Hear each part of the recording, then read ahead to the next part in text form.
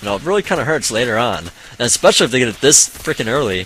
So I mean, this was you know, very ballsy by Fiendish here, and Regret just get in here with a ton of Zerglings. I do believe this is probably going to be a GG. There's the GG by Fiendish. So Regret here taking a very convincing, awesome win right there.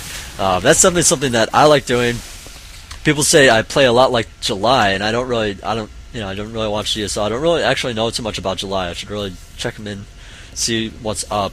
But apparently he just likes to do like attacks like that. You know, it's the way I feel Zerg should be played. Like, you gotta make a decision. Do I drone? Do I make a hatchery? Do I make, you know, units? You know, it's really about, do I make drones or do I attack?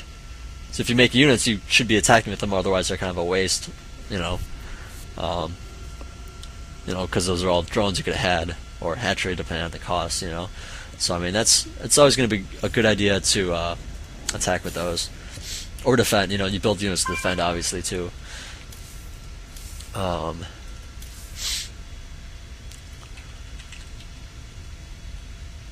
Fuzzy. Do I know Fuzzy? Nope. But yeah, Protoss try to get away with just too much there. You know, a Nexus after a gateway, like you don't see that. You know, that's I can see it working, but not against this guy. Not against you know, Regret here. So anyways, we're on. Oh, my ear is so itchy. My bad. So we're on Shakur's Plateau this time. We have Mr. Fiendish spawning at the bottom left as our banana-colored friend here. And we have Mr. Regrets. Looks like he's going to be doing a 7 pool. 7 drones here. Not much else. Looks like he's saving up for a pool. Now this is not a bad idea on this map, just because, well, first of all, Protoss is likely to want to fast expand. Looks like that's what he's going to be doing. He's going to be, oh man, he's throwing down that pylon. That's pretty much the end of it right there. You know, you put down that pylon on the low ground. I mean, Zerglings are definitely getting in your base, because you're not going to have enough buildings to block this off in time. You know, like, it's just not going to work out. He's sending off that probe to scout, but it's just I just don't think it's going to be in time. You know, I like the 11 overpool because it helps, but on this map you can't really 11 overpool because the ramp is so darn small.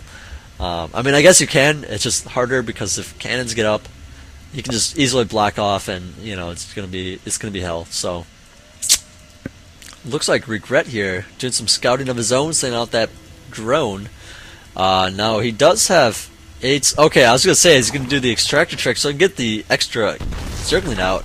Now that's definitely a really good call. I can definitely tell this guy is an awesome player, because if you get the Overlord, you can't afford the Zerglings.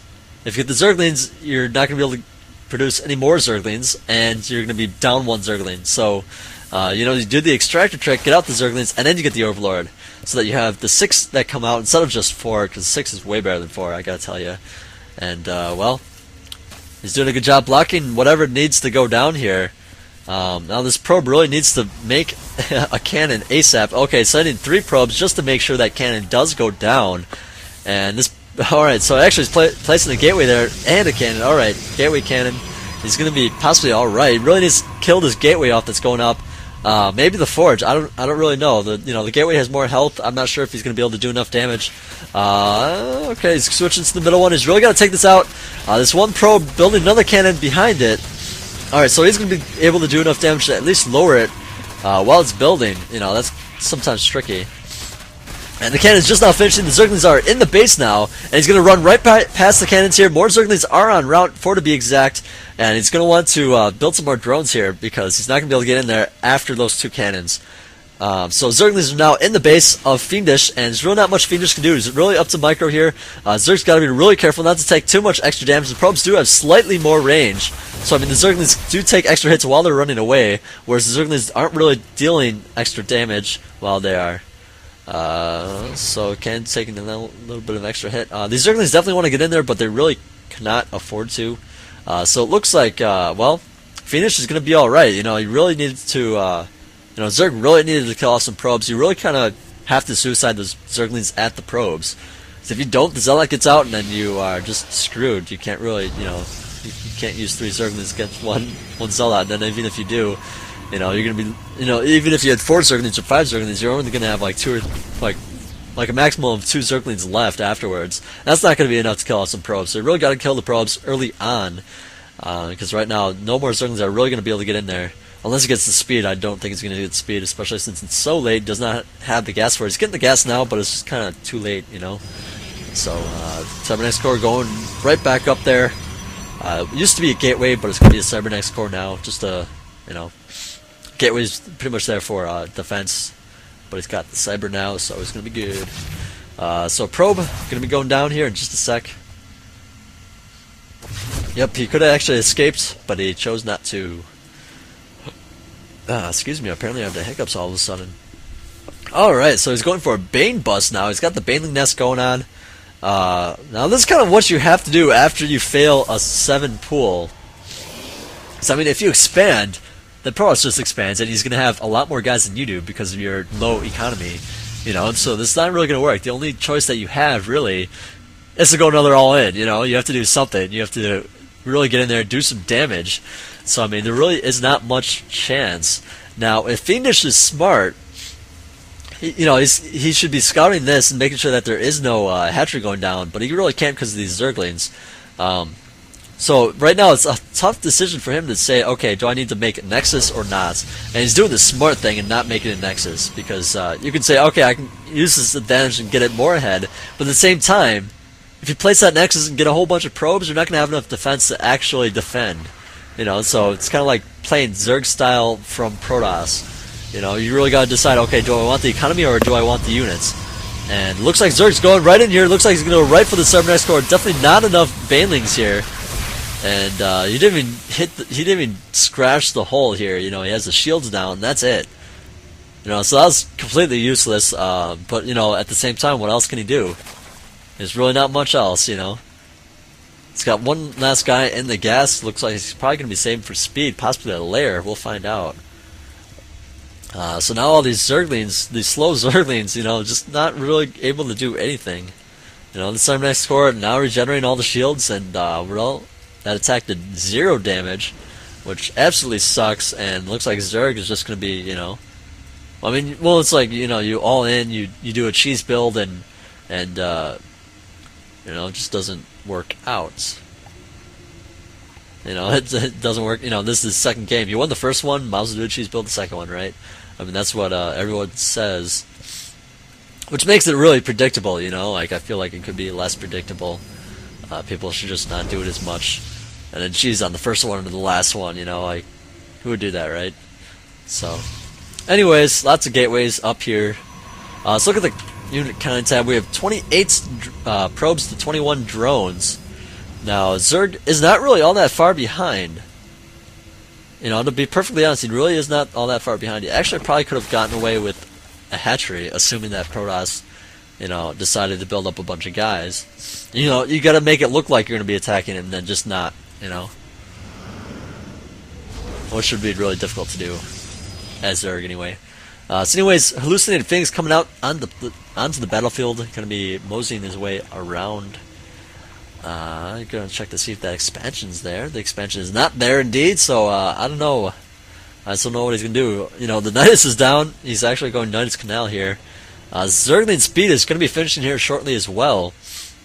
Now, where's the Overlord? That's the whole thing.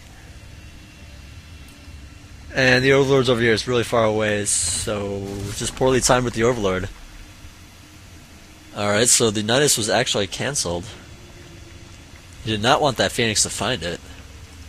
Alright, so there it is, going up once again. The Overlord has a little bit more time to get over there into position. Yeah, it doesn't have any Overlords around the Protoss base. That's definitely a blunder. You definitely need those Overlords if you're going to pull this kind of thing. You know, of course you don't want... I mean, I like to have Overlords around the map, even if your opponent's going to go Phoenix. You know, I feel like it's... You know, like, if he goes Phoenix, then whatever, you lose a whole bunch of Overlords. But if he doesn't, then you have such good scouting around the map. You can use those Overlords whenever you want. Check out various things. You know, keep one at the back of Protoss base, maybe 2, in case one gets picked off. Another one over here. You know, check the expansions, and all that good stuff. And you can send Zerglings to the expansion down here and up here. So, you know, all that good stuff. So, Overseer moseying his way on in here. He does not have that speed. which is perfectly cool. Okay, so there's the Nidus Worm going down. So Blink is about finished, which really ruins the Nidus Canal because the Stalkers have, can react fast. You can get over there faster. Phoenix even added on some more Stalkers right now. And, well, there's the battle cry of the Nidus Worm, and the Zerglings are now in the base. The Protoss has, moved his guys over right away. Got to respond directly and quickly. Now the key is, does he have enough guys to kill off this army? Now he definitely has a lot of sentries. He's got to really deal with that. He's got to be really careful that he does not get force field here. Yep, two really good force fields, three really good force fields. He should definitely not have engaged around this Nexus. There's just too many buildings here. Too much of a small choke for Zerglings. He really wanted to. He should have sat back with those Zerglings by his Nidus Canal. Gotten some more Zerglings in there, and then attacked when it, when there's more space. That's my criticism or my take on the whole thing. He should have definitely waited for Protoss to come to him and just gotten more and more guys. You're pretty much keeping Protoss on so many bases because you can't really put probes back. I mean, I guess he can, but runs the risk of losing a few. So I don't know. Tough call, man. I'd say after 6 pull he did, or 7 pull he did all right though.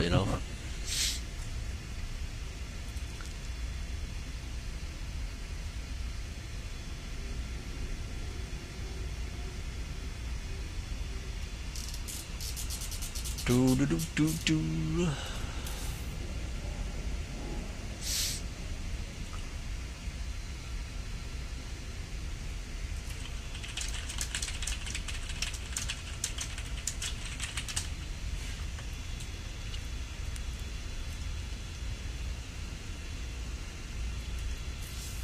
Yeah, Sync was just saying that it was a bad idea to throw the banelings at the core because the core has the most hit points. But it was a good choice regardless of the hit point count because the banelings still hit all 3 buildings that were blocking it. So I mean, you always go for the center building with banelings unless it's a giant building like a Nexus or something,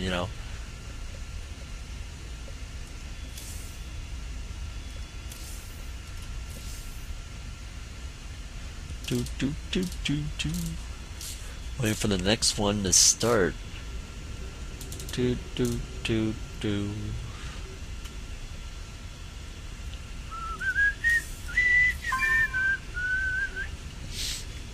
I wonder if this is a Smurf account. He just has the Smurf icon. We're about to find out.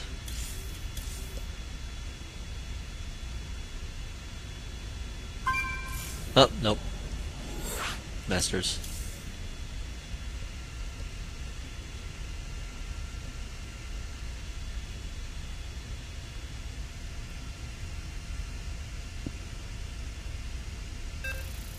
Control Shift selects all your units and adds it to the UI holding Shift. Pressing selected units. Then pressing selected units. Oh, apparently it's onto something that sounds fancy. I'll have to check it out later. So anyways, we have Fiendish once again against Mr. Stork Regrets. And this is Tal'Darim Altar. Game number 3, actually. First one, Regrets 1. I'm drawing a blank on how. I'm not sure how I'm drawing a blank on how, but I am. Well, anyways, we have Mr. Fiendish spawning at the bottom left here as our banana yellow person Protoss player thing from the future. And his opponent, of course, Mr. Regrets, spawned as the Zergy buggy blue person bug creature things at the bottom left. And since this is Tal'Darim Altar, it's a pretty big map. I would not be surprised if he went for another fast expansion.